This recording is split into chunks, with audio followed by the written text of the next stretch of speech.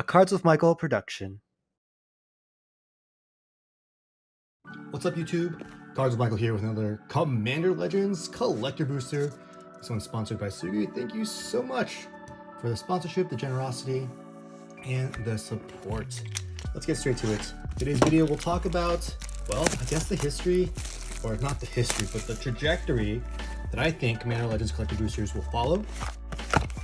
And also some follow-ups to some really good comments made by another fellow watcher, I guess subscriber of the channel, Jason. And you know, we'll just kind of meld it into the conversation, keep it a little organic. I don't have exact words planned out, but I did really appreciate the time you took, Jason, to write that response. And let's get to it. So, Commander Legends Collector Boosters. Distributors are still shipping a few out to stores. There's still a little bit available. We're talking like you get like 2 or 4 at a time, maybe 6 if you're one of the really big ones. So not a lot, but there's a non-zero amount that's still being made available as we speak. We got 4 way to start things off, slash ranks, and a command tower extended art. These are some of the nicer ones and body knowledge. Now, with that being said, if you've been watching TCG Player, all right, prices are still very stable. Abomination, Marath, Will of the Wild, Nebnral, Herborg Tyrant. Earlier, so usually the way TCG Player works is over the weekend prices usually surge a little bit because stores might not have staff that work the weekends or whatever. So by Sunday night, usually the prices are a little bit higher than usual. That was the case, I think, yesterday night.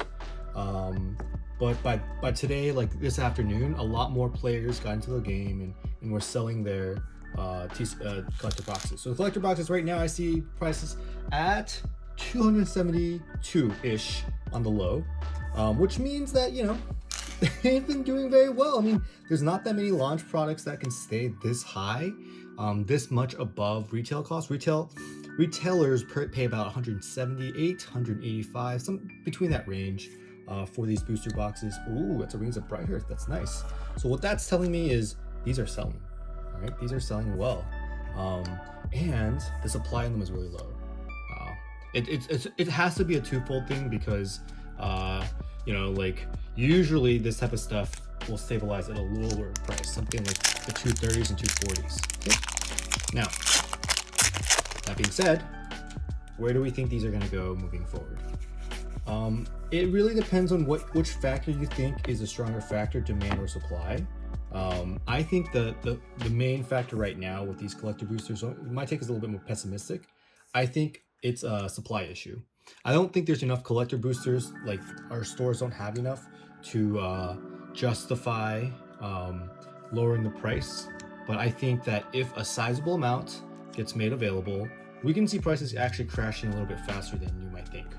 Like I'm saying, if collector boosters start dropping down, if stores start getting, I don't know, getting like 20, 30 of these again, I basically another print wave, these could drop like pretty significantly.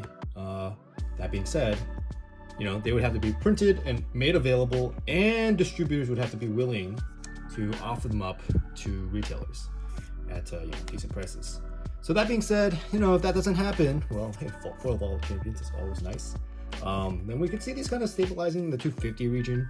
I think the market price of these should be in the 250 region, so it's actually a surprise to me that we're still talking 270s, or maybe high 260s. So that's just kind of my personal take. I think also by the time Kaldheim releases in February, these should definitely be in that range, 240s, 230s. And I'm saying that without even really knowing the demand and supply situation, but just from like empirical, like we just see these set after set, that after a bit of time, the hype and the heat of this set starts cooling off, because it's called Kaldheim, get it?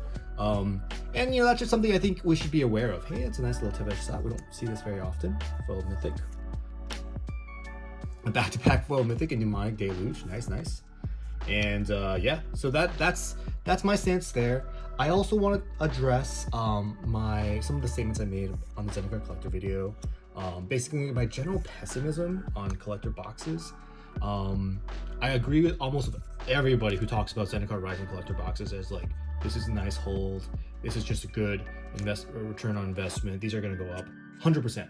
Look, this type of stuff, there's always going to be a point in time when the print of it is completely out, and the demand, even if it stays relatively consistent, will eventually cause the prices to increase. Why? Because these are limited print.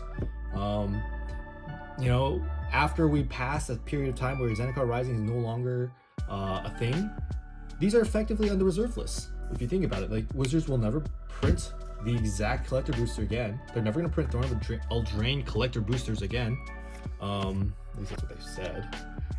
And the precedent has been that, you know, the amount of supply out there is that's it. But the problem with that is, you know, like, for me, investment vehicles at my age, I'm 28. I do want a portfolio of things that are really long term, but right now, since I'm more actively managing my funds, I need those short term winners. I want, like, you know, when a store buys something, hey, that's a really nice foil Zendikar preordain. They're able to sell things, you know, before they even get them through pre-order. And that's like insane return on investment. That's almost like, you know, like infinite return on investment, because you're making money on products that you sometimes don't even have to spend money on yet, right? That's just a free interest loan, but it's also, if you think about it, in a return on investment. And I think one of the things that you know, that's kind of spoiled me. You know, I don't really want to be buying things like a Zendikar Rising collector, even though I'm on the train of everyone that these are going to appreciate eventually, especially if you're getting in at that 160, you know, potentially even the 180 range. But the facts are, these boxes are still available with retailers, especially the big retailers, and just so low ink. And given that, it might take a while for your return on investment. Now, how long do you want to sit on a Zendikar Rising collector booster, right? If you sit on it for 10 years, I guarantee you're gonna make some money. But was it worth it? Could you have put your money somewhere else? Hey, we have 2 Arumis of the Dead Tide. This card is super powerful. I don't know if you guys have played with this. It's just such a powerful card. It basically lets you give anything in your graveyard Encore, and Encore is so powerful. Remember, Encore is not exile. You actually sacrifice them at the beginning of the next end step. So if you play this with Becca, you don't have to sacrifice them. And sacrificing is a lot better than exiling from Unearth, because you get all those, you know, death triggers, and it just, what a card. What a card. Can't believe it's uncommon. All right, we still have 4 more packs.